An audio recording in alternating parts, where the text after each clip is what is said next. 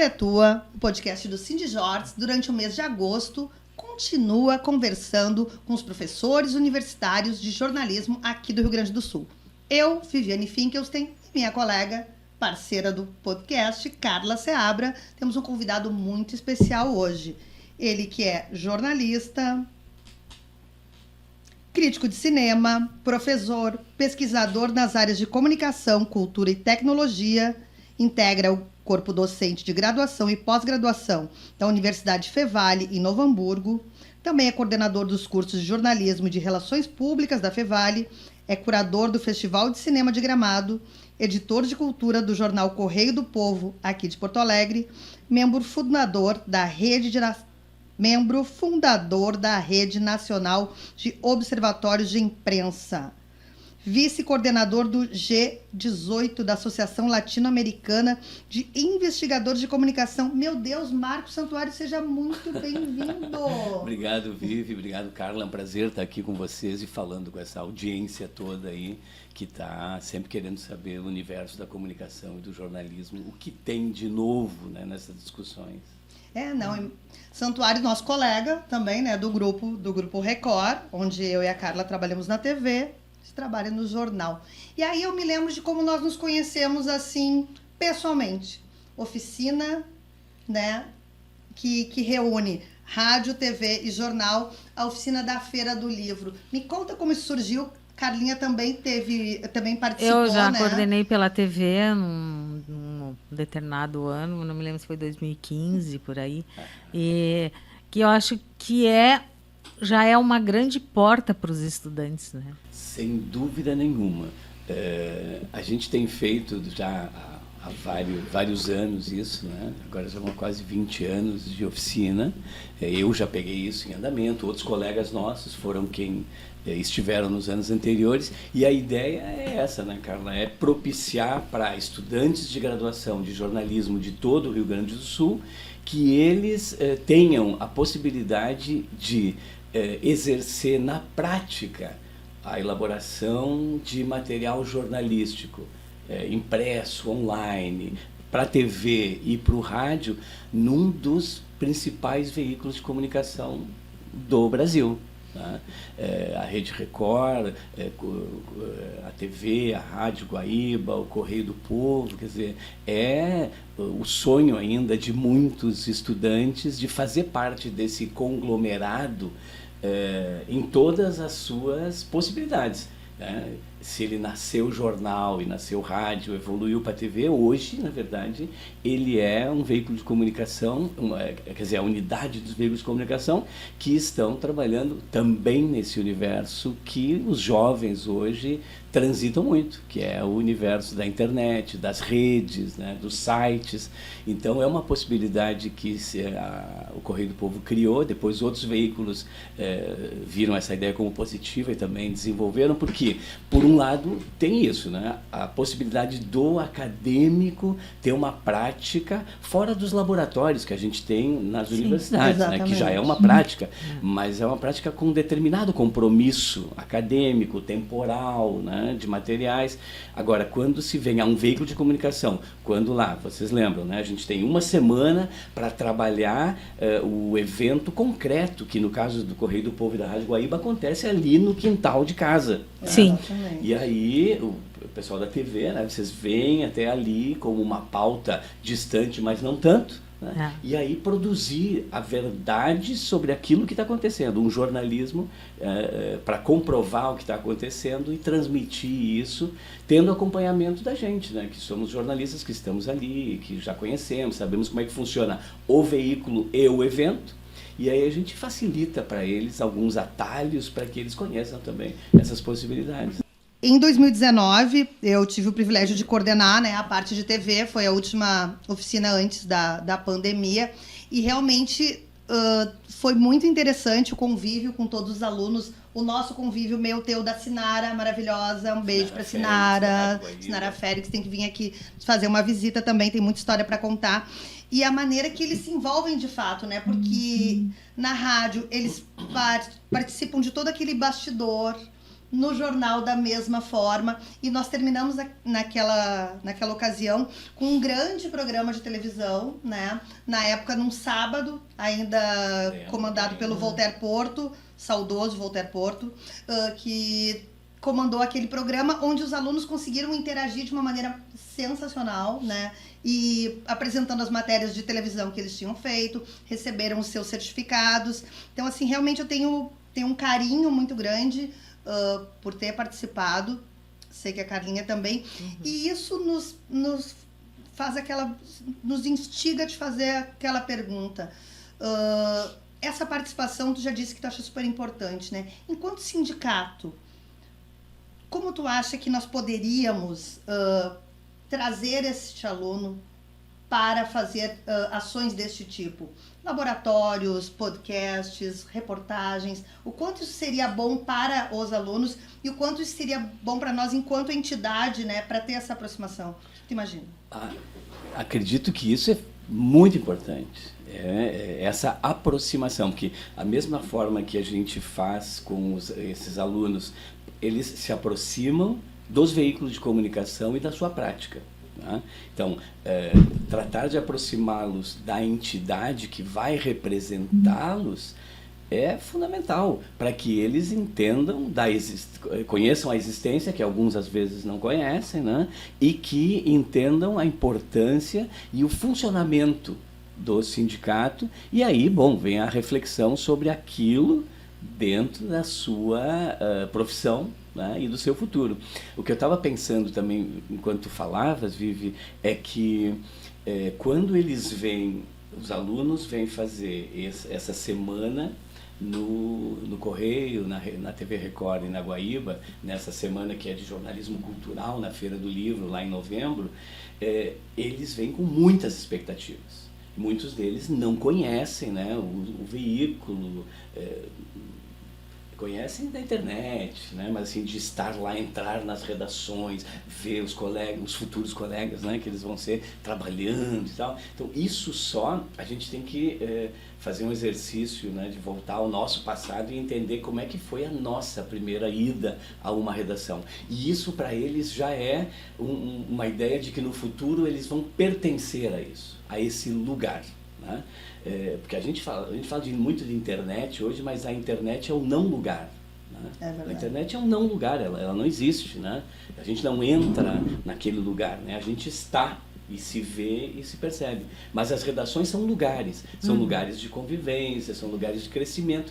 E posso dizer, desses vários anos da oficina, a principal reflexão que eles depois nos trazem e que nos move a continuar a trabalhar cada vez mais com essa proximidade, com essa possibilidade para eles, é o sentimento que eles começam a ter de que como é importante que eles estudem e se formem nas universidades para poder trazer para os veículos de comunicação as questões teóricas que eles estão aprendendo e que vão aprender, mas que também consigam vir, de alguma maneira, preparados na sua reflexão sobre o fazer jornalismo, né?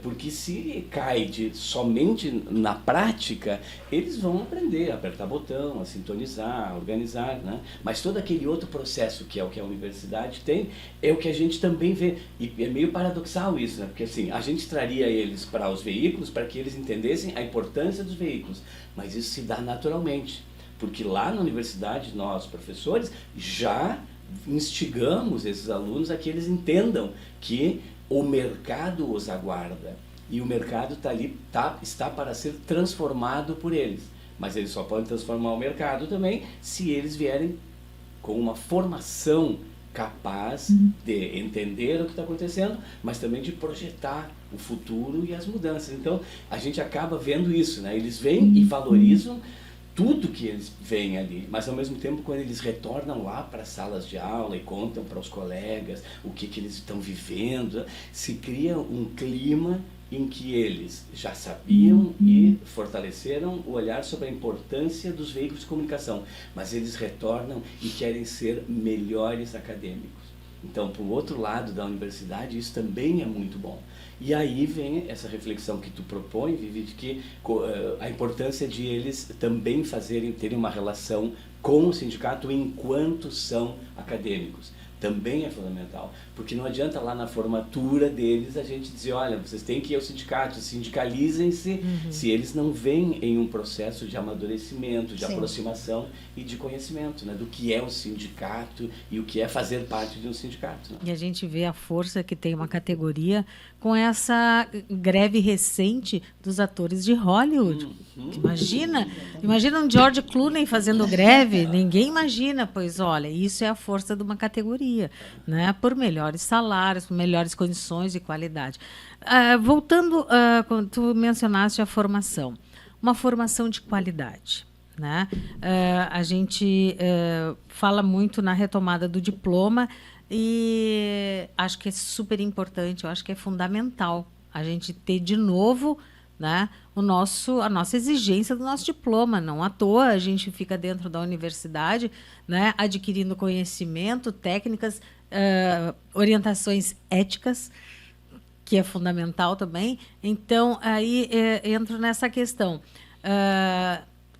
Essa retomada do diploma, ela anda junto com a formação de qualidade. Essa formação de qualidade, fazendo uma avaliação de quando tu começaste a dar aula ou até mesmo de quando tu eras aluno, até agora, né? As mudanças curriculares, com o objetivo de trazer mais gente, houve uma certa evasão, talvez também pela não exigência do diploma, enfim.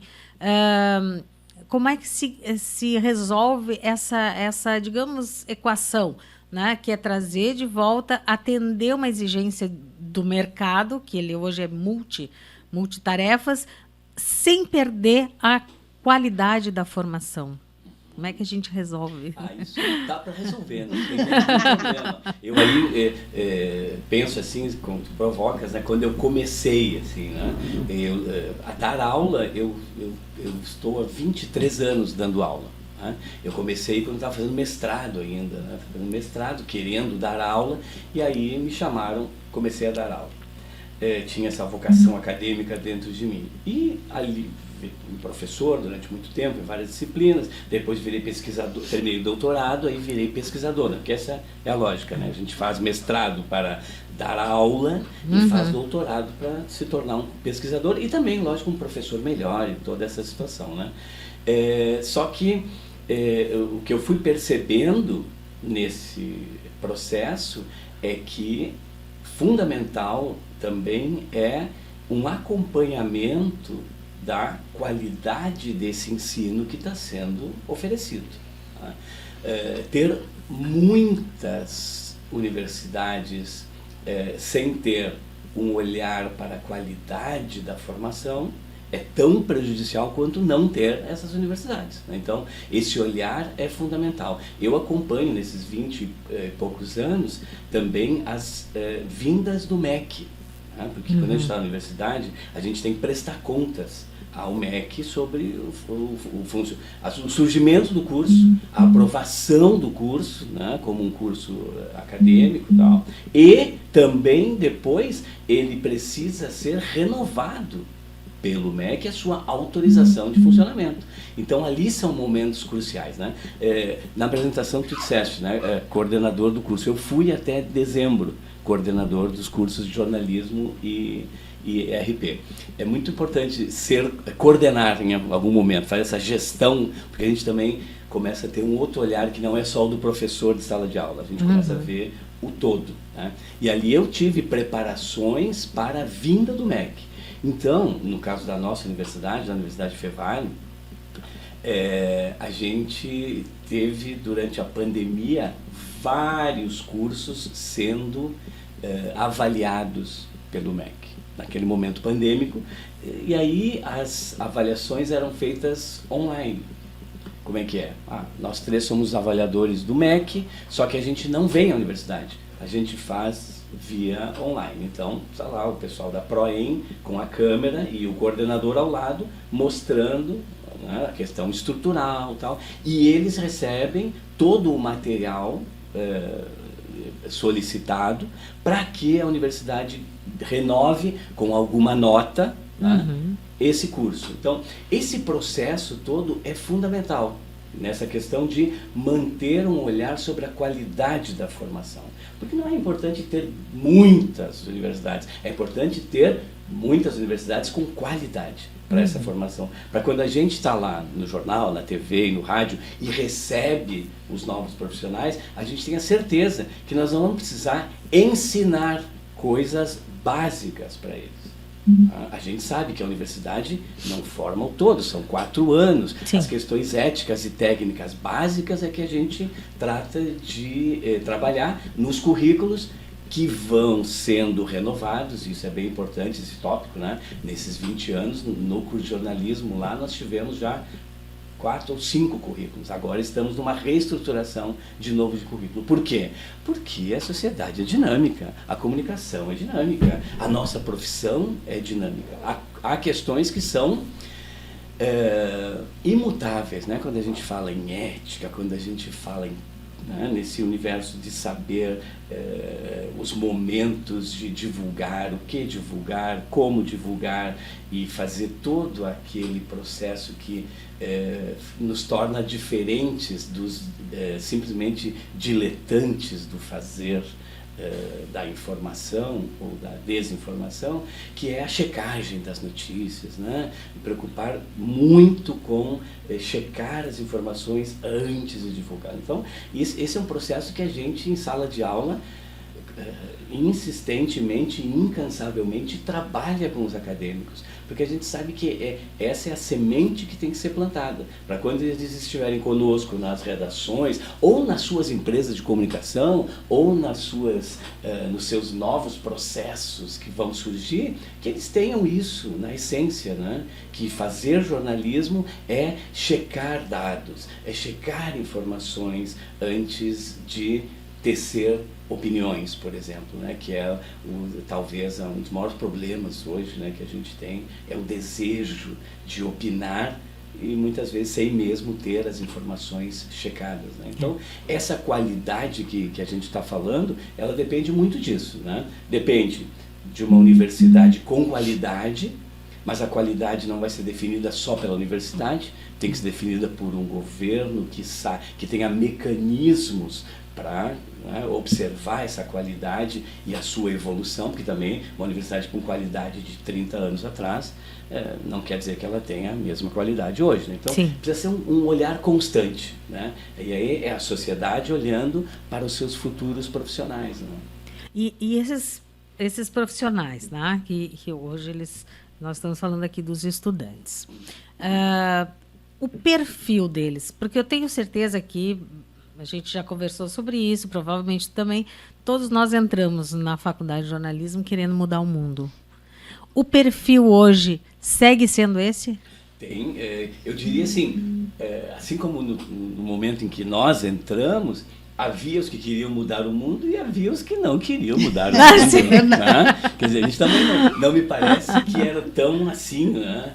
Todos queremos mudar o mundo. Não, eu diria que ainda existem muitos que querem mudar o mundo, mas tem aqueles outros que querem tirar do mundo o melhor possível para eles e ponto final, né? Claro, a gente também foi observando assim uma sociedade que foi se tornando cada vez mais individualista, cada vez mais materialista, cada vez mais narcisista, né? E esses são ismos que separam as pessoas e que também nos separam da essência do papel principal da nossa profissão. A gente está falando de uma profissão que tem um papel social muito importante. Exato. E esse é um outro ponto que a gente discute muito. Que é esse papel social que muda o mundo, né? Exatamente. Então, tem aqueles que já vêm com isso, e essa é uma coisa é importante dizer, né? A universidade ela não tem a responsabilidade de educar. Né? Tem que pensar muito bem que a educação é uma responsabilidade inicial dos pais. Quer dizer, os pais precisam trabalhar esse processo de educação, né? Os pais têm que ser educadores para poder ter filhos educáveis. E aí, bom, os filhos, a gente percebe isso, né? Filhos que vêm com uma base educacional, né? E aí não é da matemática, da física, do português e tal, é do ser humano, né? Da convivência, do respeito ao outro, a ideia do outro, né? A gente não precisa gostar de tudo do outro, mas a gente precisa respeitar tudo né, do outro. Então, esse universo, quando ele vem para a gente na universidade, já formado, é muito mais fácil a gente trabalhar as questões pontuais da responsabilidade social da nossa profissão e das particularidades que ela tem do ponto de vista das ações práticas, né? Então, a gente dificilmente transforma alguém que vem com muito problema lá dessa base, né? Mas a gente tem, o que eu tenho notado nesses 20 e poucos anos é que a gente tem uma quantidade de jovens que entram na universidade ainda muito desejoso de mudar o mundo. Aí também nós temos um papel como educadores fundamentais de não atrapalhar esse processo, porque a tendência é que quando a gente vai passando os anos, a gente, né, aquela lógica de que a gente deixa de ser incendiário e vira bombeiro, né? E está muito bem, né? Mas não precisa ficar jogando água em qualquer faísca. Então, o educador também tem que se preocupar muito com isso, né? Às vezes pode haver um desejo de querer transformar o outro naquilo que eu sou, aquilo que eu penso que é o mais correto. Mas a gente também tem que aprender a entender o processo de cada um. E aí nesse universo, vem aqueles que querem o jornalismo esportivo, o jornalismo cultural, o jornalismo de moda, o jornalismo de saúde, né? O jornalismo da tecnologia, né? Então, assim, essas especificidades que a universidade também tem que estar aberta para que cada um depois vá encontrando esse seu caminho. Mas esse olhar importante de sou jovem e quero transformar o mundo, me parece que é a faísca necessária que a gente não pode apagar.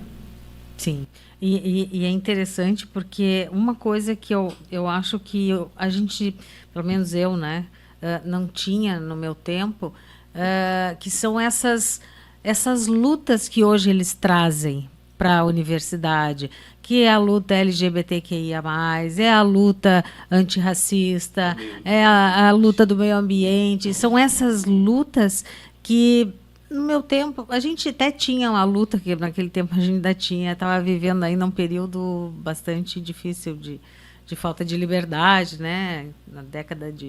Final da década de 70, início da década de 80. Mas era aquela que a gente tinha. A gente precisava era liberdade, a gente precisava ter, né, vida. E hoje eu vejo que já que a gente tem essa liberdade, até tentaram nos tirar de novo, mas não conseguiram, e muito pelo nosso papel, né? Pelo nosso papel de informação. Mas eu vejo que hoje essa gurizada toda, os estudantes, eles têm essas lutas que fazem com que eles se desenvolvam socialmente. Né? E isso também os torna transformadores e nessa perspectiva que a gente falava de querer mudar o mundo, porque eles vêm, né, se no nosso momento lá, né, a gente estava vivendo sobre uma opressão muito grande, o problema maior era essa opressão. Tá? Esses jovens que hoje a gente fala de ditadura e tudo mais, e alguns não têm noção do que é, né? Teve alguns até que diziam que isso tinha que voltar e tal, mas não sabem nem o que estão dizendo. Não, exatamente, só dizia porque não sabia o que estava dizendo. Né? Mas assim, então, isso não é o problema principal que eles têm no seu imaginário, né? Esse é um problema que me parece que todos nós que vivemos de alguma maneira isso temos que ter muito presente, porque a gente já viu que tem sempre um desejo ditatorial de tomar o lugar da liberdade. Então, a gente que já viveu, me parece que tem essa responsabilidade de ficar cuidando disso e alertar para isso, né? Mas o que eu gosto sempre de dizer em aula, sobretudo em tempos de jornalismo sensacionalista, é que a gente tem um papel de alertar, mas não de alarmar. É diferente. Sim. Né? É alertar para que isso existe. Mas vamos às lutas que vocês estão trazendo, né, os alunos. Essa luta pela inclusão, né, dos excluídos, todos. É muito. Né? A relação de excluídos é muito grande. E eles vêm, e cada um vem com uma, não existe uma única bandeira, né? Isso. Como era o nosso caso. No momento, todos nós dávamos a liberdade era a grande bandeira. Hoje, essa liberdade, ela tem múltiplas cores, né? É um olhar muito mais diverso da liberdade, né? Liberdade / igualdade, né? Barra deixe-me viver, sou diferente, né? Todos esses universos. Então, essas questões estão muito, mas muito presentes no ambiente acadêmico.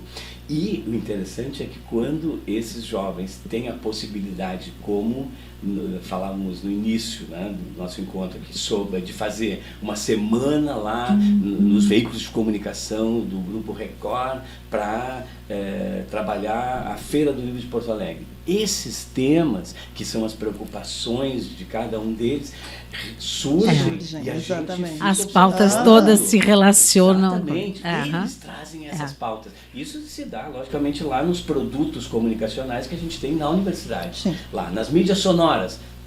Os podcasts vêm com temáticas que há algumas décadas nós não falaríamos, mas hoje elas estão envolvidas. O material de texto, o online, a televisão. Então, e esse é aquilo que também a gente ouve, né? Por aí parece algo batido, mas não é. A gente realmente vai aprendendo com eles a olhar o foco que eles estão tendo para algumas coisas. Então, essa é a soma do processo de educação que nos renova a cada semestre, né?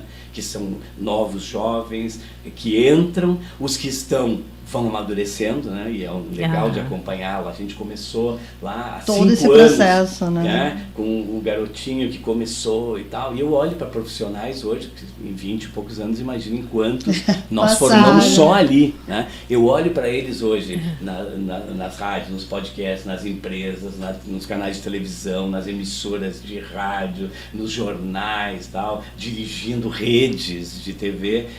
E isso dá uma felicidade enorme, porque são aqueles jovens que entraram com vontade de mudar o mundo, com o seu olhar, e que a gente, de alguma maneira, conseguiu deixar neles essa faísca, né, de mudar o mundo. Entendendo que, claro, a academia é um processo em que se aprende essas questões éticas e técnicas do universo da nossa profissão, e depois com elas são as ferramentas que vão ajudar no dia a dia, né, das descobertas que vão acontecer mesmo depois da universidade, né? Então, isso é fascinante também. Ao longo desses 23 anos também, esse aluno que chega, né, ele já chega diferente, por isso que temos outras lutas, porque também até a questão da entrada na universidade, de bolsas, né? A própria questão da URGS com a questão das cotas, né? Isso mexeu um pouco nesse cenário, né? E reconstruiu esses alunos e essas lutas, né? E deu mais liberdade para que elas fossem pautadas, digamos assim. Sem dúvida, porque socialmente mudou o perfil do olhar social e também da inclusão de que tipo de jovem está entrando na universidade. E depois as questões mais da própria geração. Eles fazem parte de uma geração que está exposta a outros elementos com uma intensidade diferente dos anteriores, né? Então, quando a gente diz, o aluno chega, os estudantes chegam em sala de aula com muito mais conexão, né? Eles trazem um pouco da sociedade, né? Em todos os seus aspectos, eles trazem para dentro da universidade. E eles têm conexão, então eles não estão alheios às questões. O que sim a gente entende e percebe é que eles têm um olhar superficial sobre as questões. E não é um problema. Né? Quando a gente é adolescente ou pós-adolescente, a tendência é a superficialidade das coisas. Aquele que é muito profundo, ele é a exceção e não a regra. Né? Ele existe, mas ele é a exceção, ele não é regra. E muita exceção, muitas vezes, em função daquela educação familiar que a gente falou. Né? Então, ele já veio exceção daquele berço familiar. Agora, em geral, é uma superficialidade que essas novas tecnologias também propõem, né? Quer dizer, as novas tecnologias em geral, elas não propõem um aprofundar-se. Né? A gente reclama, só leem os títulos. Bom, é isso, né? O dedo funciona, né? E a velocidade, a pressa, né? A pressa. E às vezes é a sensação de estar informado sobre. Aí a gente vê como é importante um título, né? Como a gente tem que trabalhar bem os títulos. É verdade, até para provocar a curiosidade de ver o resto, né? Porque, digamos assim, é a informação na sua profundidade que vai criando o repertório para esse jornalista, né? Exatamente. Então, é o desejo, isso tanto na universidade quanto no mercado. Tá?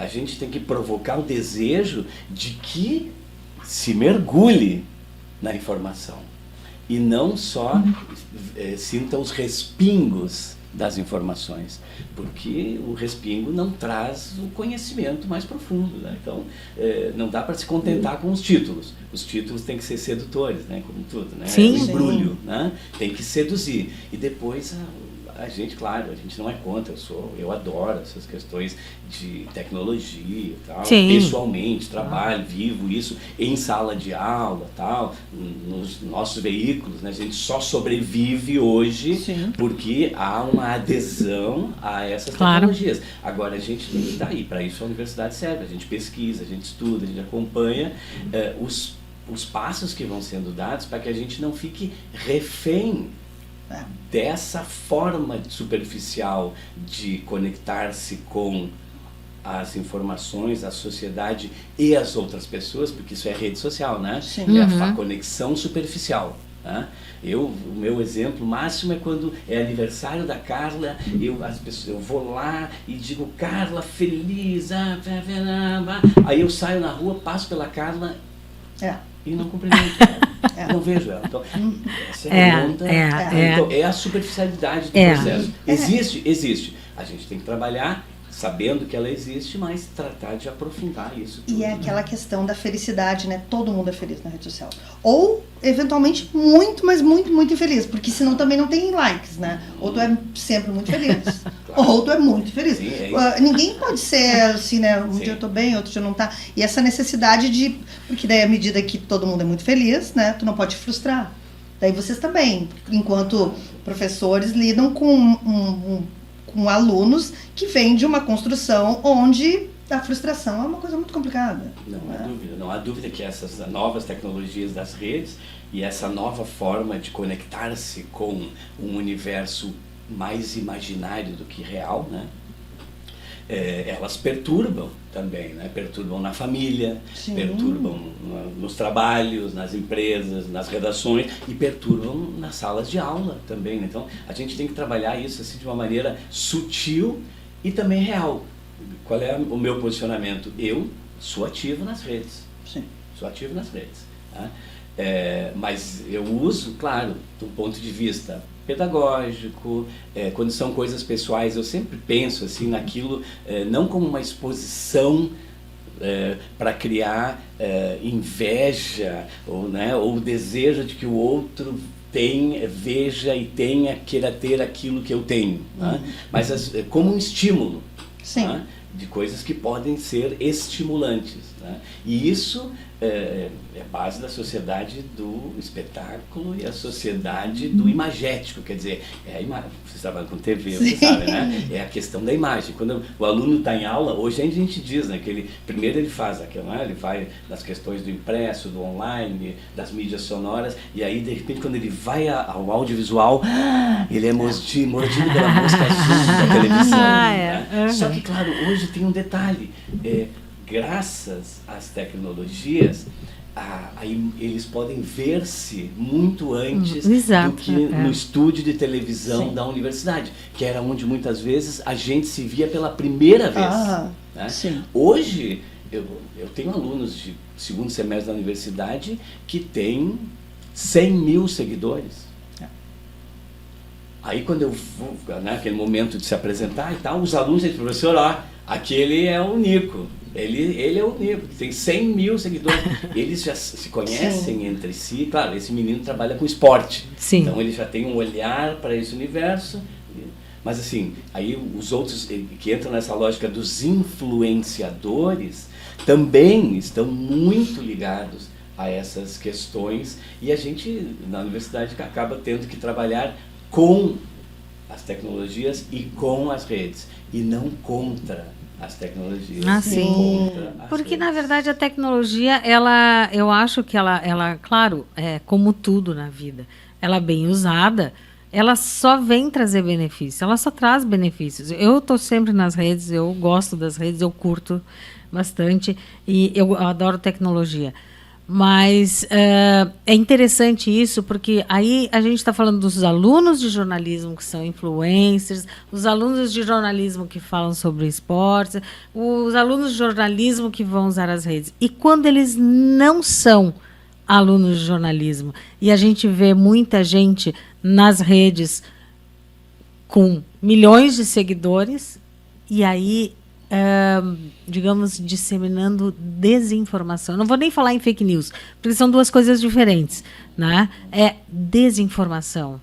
E aí, essa é outra luta que a gente tem, né? Não tenha dúvida. E aí é onde, né, com essas possibilidades de conexões e de compartilhamentos que o universo da internet e as redes sociais nos dão, é uma preocupação muito forte, porque mesmo aqueles que não se julgam ou que não pensam em ser influenciadores, estão influenciando alguém. Né? Todos nós, quando estamos na rede, publicamos algo, estamos influenciando alguém. Sim. Estamos influenciando a depressão maior de alguém, ou o entusiasmo, ou a negatividade, ou a positividade. Né? Quantas vezes a gente vê, a pessoa diz, preciso ver alguma coisa. E aí ela fica mais triste ou mais, mais alegre, Sim. dependendo do que ela vai estar verificando.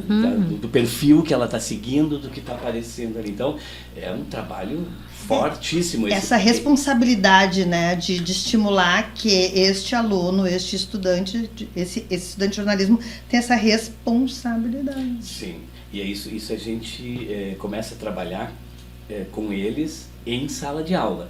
Não esperar a ser um jornalista formado para aí me preocupar em... Primeiro ponto que a gente sempre diz, tá todo mundo de olho em todo mundo.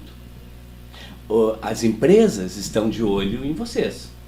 E no momento em que você, e se não estão de olho, no momento em que você se candidatar a uma empresa, elas vão lá? Elas já vão estar de E olho a tua em você. história está lá, Então, registrada. Né, as fotos, né, as pessoas que tu segue, os que te seguem, os teus likes, está tudo ali. E aquilo vai definindo um perfil que antes a gente só tinha numa coisa chamada currículum vitae. Lembra? Chegava com um papel embaixo do braço e dizia, Dona Vivi, eu queria trabalhar na sua empresa. E aí a Vivi ia lá e ela tentava descobrir. Aí ela ligava para o último número, né? Trabalhou com você, o Marcos, como é que ele é? E aí tinha... Quando ficou moderno, esse currículo já dava para colocar foto, lembra? Que no início nem isso. Exatamente. E aí, hoje não tem tanto essa questão, porque a nossa vida, a gente, né, Está exposta. ela está exposta, né? E o que não só os empregadores, né, já dizem isso claramente, os gestores já expõem, e os coaches de empregabilidade também já definem isso como fundamental, que é a sua imagem social. É o que você é nas redes sociais. Então a gente já diz para o aluno de jornalismo, olha, primeiro, cuida com essa imagem. Segundo, cuida o que tu publica. Terceiro, cuida a verdade daquilo que tu publica. Então, que é isso que nós estamos falando, né? Aquilo que é falso, porque não foi checado e foi difundido, né? E, sem falar naqueles que são... propensos a difundir a mentira. Sim, aí porque a fake news é aquela que é criada, né? Ela é criada, ela tem um propósito, né? Ela tem um propósito. A desinformação às vezes é a falta de experiência, enfim. Exatamente. Então essa questão a gente trabalha muito em sala de aula, porque não dá para esperar chegar a trabalhar com comunicação para aí começar a checar as coisas que vão ser publicadas. Então, essa experiência e essa prática e essa preocupação, a gente já vem trabalhando desde o primeiro semestre na universidade, porque isso é hoje me parece, né, um dos pontos fundamentais na formação do futuro jornalista. É esse olhar sempre preocupado com checar as informações. E é o básico, né, que começa, é como um hábito, né, é como escovar os dentes, né? Escovar os dentes. Escova os dentes todos os dias. No dia que tu não escova, eu preciso escovar os dentes. Eu tenho que escovar um jeito de escovar os dentes. Então, preciso checar as informações, vou checar. E esse hábito, que é um hábito, a gente pode criar bons hábitos ou maus hábitos, né? Esse é um hábito bom. E que alguém tem que ir ajudando esses jovens a que eles lembrem desse hábito até o momento em que não precisa lembrar. Não precisa lembrar o teu filho, escova os dentes.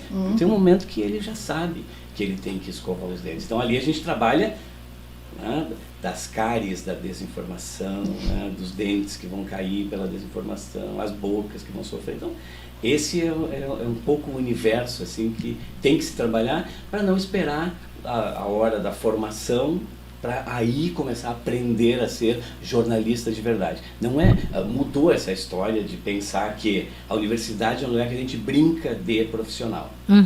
E depois a gente vai para o mercado e aí sim você vai ver como é que é a verdade. Não, cada vez mais essa imbricação que tem entre universidade e mercado, e aí é onde também o sindicato tem um papel fundamental de criar esse vínculo.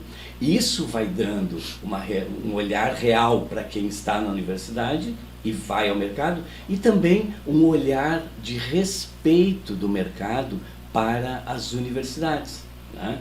Porque também eu vivi épocas em que havia colegas jornalistas que acham, as universidades não formam nada, vão aprender aqui mesmo na hora de fazer.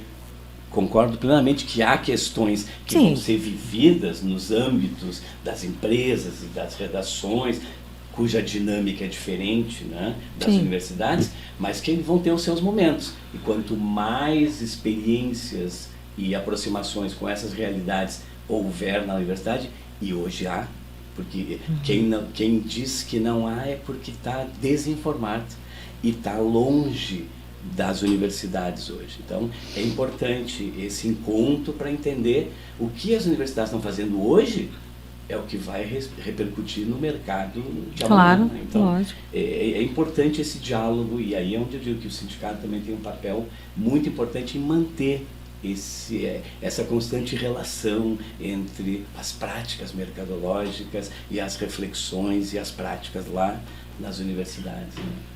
Embora a gente tenha um multimercado, digamos assim, com as redes sociais, com a tecnologia, ela possibilita, né, opções. Mesmo assim, o nosso mercado é cada vez menor. E a gente sabe também, porque a gente já foi estudante, que a gente entra com aquela expectativa de trabalhar num veículo, né? Como manter motivados esses alunos que estão percebendo que o mercado não é tão grande ou tão fértil, enfim, como era antes? Eu lembro, quando eu estudava, o meu sonho era trabalhar num veículo de comunicação, né? Desses, né, dos grandes veículos, né? Aí a gente vai observando as mudanças, né? Há uma realidade que tu falaste, os veículos, as empresas de comunicação, elas não estão proliferando, ao contrário, né? Elas estão querendo, na observação que a gente tem, diminuir o seu tamanho em custos e manter ou aumentar cada vez mais a sua lucratividade possível, né? Para manter o seu negócio e quem domina esses negócios. Então essa é uma realidade que faz com que exista esse estreitamento do mercado de trabalho. O que a gente tem trabalhado, e lá na universidade a gente trabalha muito, é a ideia do empreendedorismo, que tem que ser olhado com muito cuidado, né? Porque o empreendedorismo não pode ser uma precarização de uma função profissional. Tem que ser uma reunião de capacidades e de olhares e de preparações para criar algo e dali poder desenvolver aquilo tudo que aprendeu na universidade e conseguiu conhecer-se e conhecer as suas capacidades e ali fazer então algo novo e que possa então ser o seu sustento, né? Bom, o que eu tenho visto? nós tivemos nesses tempos todos muitos, hoje jornalistas formados, muitos alunos que estão nos veículos de comunicação. Por quê? Porque às vezes a gente se aposenta, né? A gente sai e tal, né? E o mercado se abre. Né? Para alguns ele vai se abrir sempre. Né? A gente, como dizia aquele dono de um canal, de uma rede importante, né? Se um dia eu vier a faltar, como é que ele falou? Se um dia ele todo vai faltar. Mundo, Todo mundo um dia vai faltar. Né? Eu costumo sempre dizer, o que meu irmão sempre me disse, que o cemitério está cheio de gente insubstituível. Então, assim, vão se abrindo caminhos, e alguns vão. Né? Eu falei para vocês que uma alegria enorme a gente, né, como professor, tu liga, né, bota na televisão, lá num canal, tá um ex-aluno, bota lá um ex-aluno, aí tu lê no jornal, então eles estão ocupando esse espaço que nós estamos abrindo. E muita gente que saiu das oficinas, inclusive. Exatamente. Sim, exatamente. Então, assim, como um momento importante. Mas, por outro lado, nós já tivemos alunos que criaram empresas. Empresas de assessoria de imprensa, empresas de comunicação corporativa, agências de comunicação, até jornal impresso. Né? A gente tem lá no Vale dos Sinos um grupo de 3 ex-alunos que, eu digo também para os alunos em aula, cuidem muito as equipes que vocês formam em aula, porque daí pode sair uma empresa. E cuidem muito aquele aluno que é o que faz os trabalhos, porque possivelmente você vai trabalhar para ele em algum momento. Né? Então, assim, surge, e tem surgido isso. Então, eu vejo que existem aqueles que têm a veia empreendedora e que conseguem fazer e produzir. A gente tem na universidade também empresas incubadas lá e que foram crescendo de uma maneira de ex-alunos. Né? Então, a universidade também tem que se preocupar com isso. A universidade não é só um lugar de formação de mão de obra para as grandes empresas. Né? Essa transformação social, bom, o Manuel Castells, já há muito tempo, quando fez a sua trilogia sobre a empregabilidade, o poder e tudo mais, ele já analisava as mudanças todas que a sociedade ia ter, inclusive nas relações de trabalho. O que está acontecendo hoje, só não viu quem não quer. Né? Só não viu quem não leu, só não viu, né? Então a gente teve que vir se preparando para isso. Alguns se prepararam melhor que outros. Né? Então quem foi observando esse universo e se preparando encontrou o seu caminho, que pode ser como editor da rede de TV, do jornal, dos veículos, ou um criador de podcasts, num núcleo de mídias, ou numa agência, ou um youtuber. Quer dizer, hoje existem, assim como temos inúmeros problemas com as redes e com a internet, existem muitíssimas possibilidades também, que extrapolam esse universo que a gente conhecia. Eu volto a dizer, quando eu me formei lá no milênio passado, quando eu comecei a estudar no milênio passado, a ideia era, eu só iria ser feliz e ser um profissional que pudesse sobreviver e ganhar o pão de cada dia se eu fosse empregado por uma empresa de comunicação. E quanto maior, melhor. Sim. Né? Ainda existe isso, alguém já pode seguir esse caminho. Agora, existem muitas outras possibilidades também, e os estudantes estão descobrindo isso cada vez mais. Né? E o mercado vai sendo seletivo. Né? Também tem uma situação que é essa. Né? Hoje, quando a gente recebe um currículo para uma vaga, a gente recebe uma oferta enorme de jovens capazes e muitas vezes com experiências valiosas, que aí é onde a gente, né, no processo de gestão, tu vai vendo quais daquelas experiências fora da universidade são ricas para aquele profissional que a gente está pensando naquele universo de trabalho. Né? Então, as possibilidades são muitas, mas não está fácil, assim, não é uma coisa que todos conseguem um lugar onde querem, da forma que querem. Né? E o importante também nesse período acadêmico, né, deles se oportunizarem, né? E porque por melhor que seja todo o ensino acadêmico, ele precisa que algumas coisas tu te estimule e vá colocar em prática através dos estágios, né, de todo, porque não adianta tu tirar seu aluno nota 10, né, ao longo de 4 anos e não ter tido nenhum contato Daí tu vai chegar cru no mercado, consequentemente vai ter mais dificuldade. Esse aluno nota 10 que tu diz que não tem experiência e tal, ele normalmente é aquele que vai ficar para fazer pós-graduação e mestrado, e eventualmente alguns deles realmente têm essa é a minha visão, né? Eles têm uma vocação e um desejo acadêmico que está ótimo, porque nós precisamos também, né? Que haja professores, pesquisadores e tudo mais. Mas por outro lado, ele não pode ter essa conduta e depois querer entrar na redação e eu vou receber e faz um lead. Como? O lead eu sei, mas onde é que eu tenho que ir? Como é que eu vou? Como é que eu faço? Com quem que eu falo? Exatamente. Tal, mas eu, assim, ainda da minha memória de aluna, que também tem que forçar um pouco a memória, que já faz bastante tempo, eu sempre me encantei mais por professores que misturavam um pouco deste professor que tu és.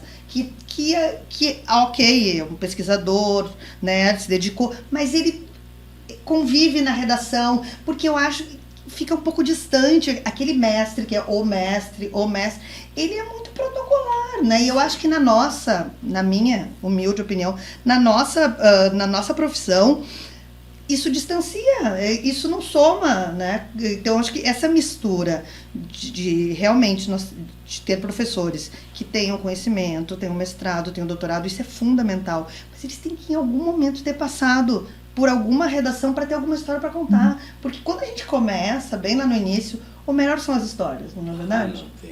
O melhor são as histórias. Sim. Quem entrevistou, né? Como é que saiu numa cobertura de guerra, né? Quantas vezes tu deve ter contado da tua primeira cobertura do Festival de Cinema de Gramado, entendeu? Então, assim, é isso que, inicialmente, naquele momento que tu chega lá meio nervoso, que tu quer saber. Sim. Depois que tu vai te ajustando, né, e vendo exatamente para onde tu quer ir.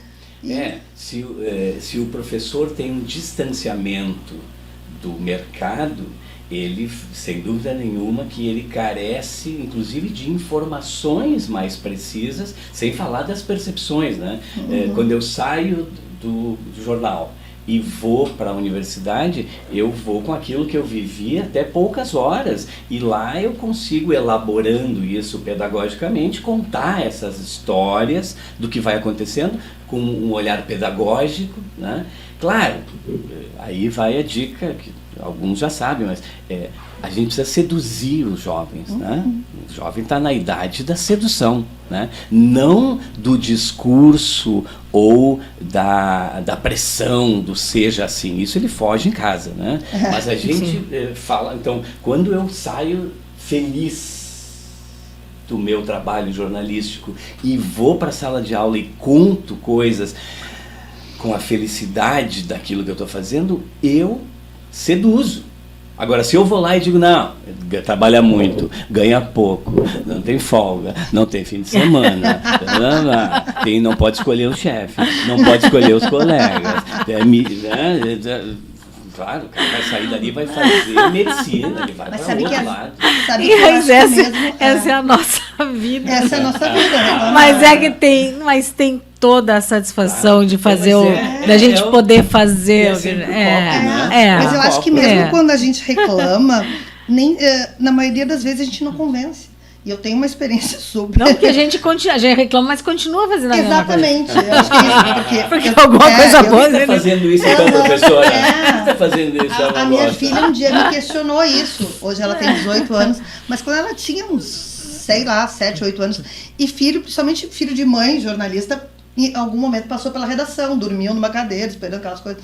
E aí ela dizia que ela ia ser jornalista, E eu, não, que isso, jornalista não. Daí e aquilo continuou assim, e aquilo me pesava um pouco, sabe? Porque, sei lá, e aquela hora que tu fica pensando, pô, ela pode ter o mundo, por que ela quer ser jornalista, né? E aí um dia ela me disse, eu não entendo, por que tu não quer? Tu é tão feliz na tua profissão? Olha aí. E aí eu falei, tá, mas eu sou feliz, eu ganho pouco, trabalho, não interessa. Bom, né? Mas ela desistiu do jornalismo, tá tudo bem. mas é que eu acho que realmente é isso, mesmo quando a gente diz, né, é difícil, é que é o copo cheio, o copo vazio, é prazeroso, né? É o exemplo que a gente dá de felicidade fazendo o que a gente faz. Exatamente. Eu nunca abri a boca para influenciar filho nenhum. Os três são da área de comunicação. Olha aí.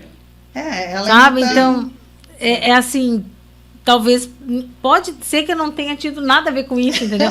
Mas o fato de eu Mas também ter o brilho no olho para fazer o que eu estava fazendo, daqui a pouco eles viram para assim, isso é legal de fazer, né? É que também é isso, né? Toda profissão, no meu ponto de vista, ela tem uma relação com a vocação da gente, né? Quando a gente está na profissão certa, né? Eu naquilo que eu realmente gosto, todas têm problemas. Não vai achar que ser médico, não, né? Exatamente. Todas as profissões têm os seus problemas, né? Aí eu preciso ver se o que tem de bom me faz feliz e o que tem de desafio eu consigo sobreviver àquilo. E o que tu disseste agora, por que a minha filha não quer? Porque ela vai ganhar o mundo. Bom, eu posso dizer que eu só ganhei o mundo porque eu fui jornalista. Mas exato. Claro, então, esse olhar exatamente, assim, que às vezes a gente quer colocar numa situação de tipo, daí tu pensa em tudo, né?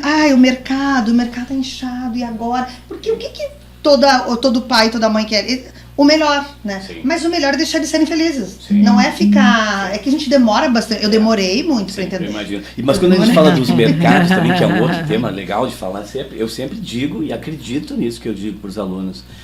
Tem lugar sempre para um bom profissional. Sim, isso é verdade. Então, assim, não entre nessa falácia porque, mas o meu amigo está desempregado. Bom, mas tu já viu advogado dirigindo carros. Já deve ter visto o administrador que não está trabalhando.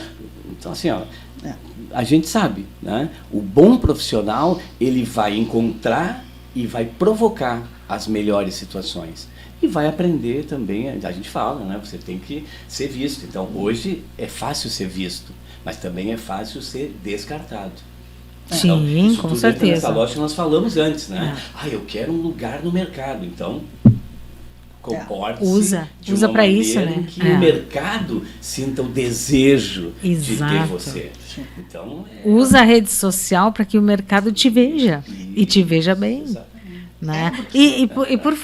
Falando nisso, qual a principal, não sei se principal característica, mas o que um aluno de jornalismo, o que é que ele precisa, o que esse estudante precisa ter ou precisa desenvolver, na tua opinião de professor a gente vai e de profissional? Cara, que aqueles que se sobressaem no período de formação acadêmica no jornalismo e mesmo na profissão, são aqueles que têm inicialmente uma inquietude, né? Assim, estão desacomodados com a sociedade, com algumas questões que são prementes. Então, é o questionador, é o que duvida, é o que vai atrás, é o que não se contenta com a primeira fala sobre aquele assunto. E hoje é ótimo, porque as nossas aulas, muitas vezes, elas são muito, né, do que há 20 anos, houve uma evolução enorme. Há 20 anos eu levava as lâminas, projetava, mostrava os livros que eu li, e que ninguém lia e poucos tinham acesso. Hoje não tem lâmina, não tem nada, é só projeção daquilo que está já disponível nas redes, são vídeos, é um processo que está relacionado ao que eles estão vivendo e ao mesmo tempo a ideia da interatividade é que, já aprendi, né? Não dá para fazer aquilo que alguns professores faziam há algum tempo, né? Todos os celulares aqui na minha mesa. Vocês devem ter visto, né? O professor aquele chama muito daquele momento ditatorial lá, todos os celulares aqui na minha mesa. Tá? Não. Assim, todo mundo com o celular ligado, eu digo. Isso. Tá? Agora, duas coisas. Primeiro, as pessoas mais importantes não ficam atendendo o celular todo momento. Então, aí eu brinco com eles nesse ponto. E por outro lado, usem o celular como um aliado nessa aula. Então, quando eu cito um autor, eu não vou trazer as biografias, né? Eu digo, Carla, vê aí quem é o fulano. Sim. E a Carla vai lá e vê. Michel Maffezoli, aí lê para todo mundo, e aí começa um processo, quer dizer, então, são as estratégias, cada um tem a sua, outros têm estratégias mais brilhantes, mas essa foi a que eu encontrei, inclusive para perceber qual é o aluno que tem uma característica importante, que é o de saber utilizar das redes. né? Porque não basta ter o acesso, tem que saber pesquisar. É a história das inteligências artificiais. Se a gente fosse falar disso, nossa, mais importante do que saber tudo, né? Porque a inteligência artificial ela tem muitas respostas, vai ser aprender a fazer cada vez mais perguntas corretas para ter a resposta que você quer. Então, também os alunos que sabem fazer perguntas é cada vez mais importante. As discussões sobre inteligência artificial hoje rolam nessa questão, porque eu vou lá e peço, na minha área de cinema, por exemplo, apresente 3 parágrafos fazendo comparações entre o cinema novo brasileiro e o expressionismo alemão. E a inteligência artificial escreve. Se eu não tenho conhecimento, isso eu vou precisar ler sobre o cinema novo, ler sobre o cinema alemão, né? Ficar horas na biblioteca fazendo isso. Hoje a inteligência artificial vai fazer. Qual é que vai ser o teu papel nisso? Então, essas discussões também geram um olhar sobre como é que vai ser o profissional do jornalismo do futuro. Porque essa é uma questão. Tem gente que está produzindo textos em assessorias, né? Válidos no processo, mas que nascem da inteligência artificial. Faz um texto de 4 parágrafos aí avaliando a importância das ações da Prefeitura de Porto Alegre nesses últimos tempos, tal, em relação ao meio ambiente. Pô, não estou dando ideia para ninguém, mas surge. Agora, a gente que vai validar esses textos. Então aí a mesma coisa, checagem. Tudo passa, né? Eu, no primeiro momento da inteligência artificial, eu fiz, não de forma narcísica, mas assim, o que eu conheço mais é de mim mesmo. O que eu fiz? Faça 4 parágrafos sobre o Marco Santuário e a sua relação com o Festival de Cinema de Gramado. E ele fez. Só que no meio da coisa ele disse que num determinado ano, determinado outro ano, eu fui diretor-presidente do Festival de Cinema, um cargo que não existe.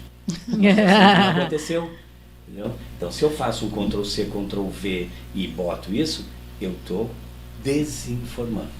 Exato. Então, a inteligência artificial pode também ser uma ferramenta de desinformação. Se eu, como humano, não vou deter algumas informações e se não vou checar informações. Então, essas características é que vão definir esse profissional do futuro, né? Não vamos precisar saber tudo, mas a gente vai precisar saber sempre onde encontrar e como checar as informações. Havia um tempo em que o cara que ia se dar bem na vida era o que tinha lido muitos livros, que tinha lido a Barça, A Barça. Hoje não. Né? Claro, volto a dizer aos alunos, quem lê mais escreve melhor, pensa melhor, se comunica melhor, articula melhor as suas ideias e as suas falas e consegue, então, logicamente, crescer muito mais na sua profissão. Mas se você não tem essa capacidade ou esse dom ou esse talento, trabalhe mais, né? E encontre outras formas para você também ser aquele que vai informar com precisão, com ética, com responsabilidade social, né? E fazer aquilo que você queria fazer quando entrou na universidade há 5 anos lá, transformar o mundo. Quando nós começamos essas gravações, né, com professores universitários, a gente sempre pensava, eu principalmente pensava muito em relação à pandemia, né, nos profissionais que foram colocados no mercado ao longo desses 4 anos.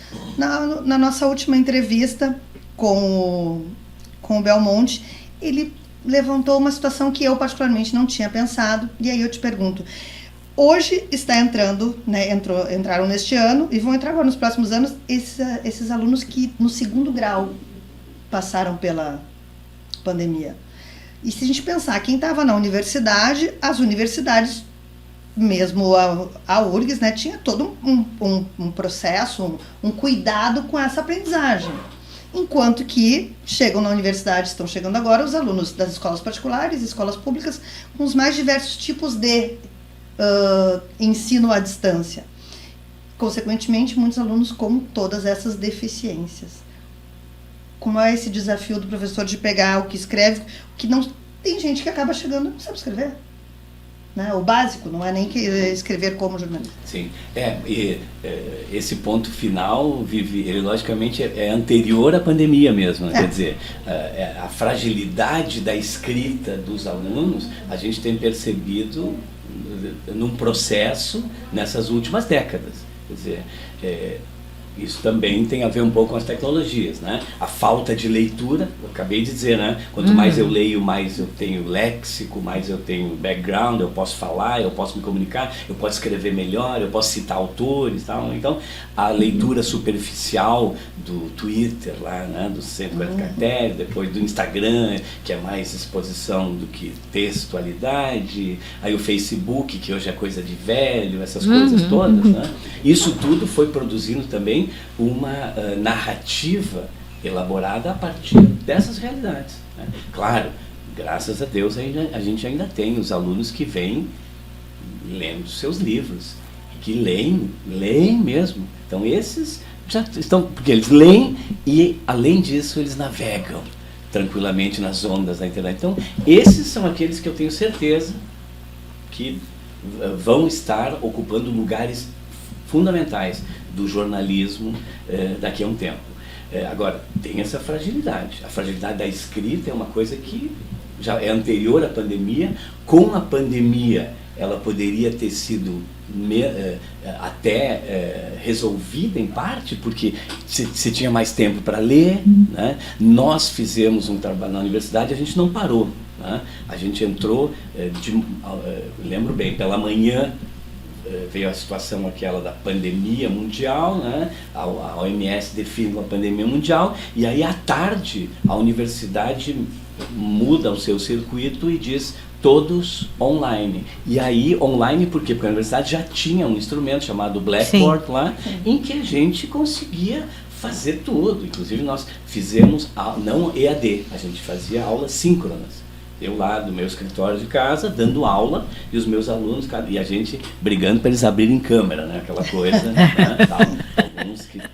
bom, essa é outra história. Só o slide. Então essa relação foi se dando ali, haveria mais tempo, haveria tudo para que a gente praticasse mais a língua, escrevesse mais. Alguns aproveitaram, outros não. Como em tudo na vida e como em todos os momentos. Agora, um detalhe fundamental, e que aí a falta maior, eu considero, na nossa profissão sobretudo, é a da convivência. Porque a convivência em rede, ela é diferente da convivência presencial. Existe uma mágica que se dá na convivência pessoal. Se a gente estivesse falando só pelo online, como nós já fizemos várias vezes entre todos, a gente carece desse passo a mais, me parece, que é a convivência. Então, essa é uma coisa que nós sentimos um pouco. Eu comecei a sentir também porque eu dei aula para alunos que entraram na universidade em fevereiro de 2020 e em março já estavam em casa. Então eles, alguns sequer, porque foram 2 aulas presenciais, alguns sequer conheceram os laboratórios, os lugares da universidade e vieram a conhecer em 2022. Ou seja, 4 semestres depois que eles entraram na universidade, se sentaram em sala de aula com os colegas, começamos a nos reconhecer sem máscara, com máscara, né, porque em casa estavam sem máscara, mas ali eram os olhos ainda, todo mundo meio com máscara ainda, tal. Então esse processo de socialização que a escola, que a academia também propõe, né? Por isso que ensinar, educar filhos em casa sem que eles vão às escolas ou às universidades tem um preço enorme, que é o da falta de socialização com os demais. Então, esse processo, sim, alguns estão ainda, diria assim, talvez 1 ou 2 anos atrasados nesse processo, né? Porque eles saíram lá do ensino médio, estou falando daqueles que entraram comigo em 2020, mas eles saíram do ensino médio, que é aquela coisa da brincadeira, do eu te amo, vamos ser amigos para sempre, vamos enfrentar o mundo, tá? E de repente entra na universidade e começa a ser aquela história do cada um para si, e aquele individualismo, não está todo mundo na mesma turma, um faz uma disciplina, outro faz outra, e aí eles se desconectam dessa comunidade que os protege e tem que entrar num mundo que que é já semi-adulto, né? E a convivência ajuda isso. Só que alguns estavam protegidos na sala de casa. E, de repente, no 4º semestre, já envolvidos na trama da sua profissão futura, né? Eles começam a conviver com os outros. Então, esse processo, talvez os sociólogos e psicólogos possam explicar melhor, mas a gente sente isso. Aqueles que são mais naturalmente abertos e comunicativos, eles mais rapidamente entram, né, no universo da comunidade ali. Há outros que têm mais dificuldade, né, que já tinham ela e não conseguiram nesse processo que é natural, né, sai do ensino médio, sim, entra na universidade, a gente já conhece. No 1º semestre a gente tem que trazer e tal, mas aí daqui a pouco eles já começam a se envolver e no 2º semestre já estão. Então essa dificuldade a gente sentiu. Assim. Eu só tenho a agradecer em nome do sindicato. Eu que agradeço. Em meu nome também, porque eu aprendo muito quando eu converso com vocês. Né? Muito obrigada, Santuário. Sabe que essa casa aqui é tua, né, também. Faço sempre e digo para os alunos que deve ser a casa de todos. Todos os jornalistas devem fazer do sindicato a sua casa. Muito obrigada. Muito obrigada. Muito obrigada.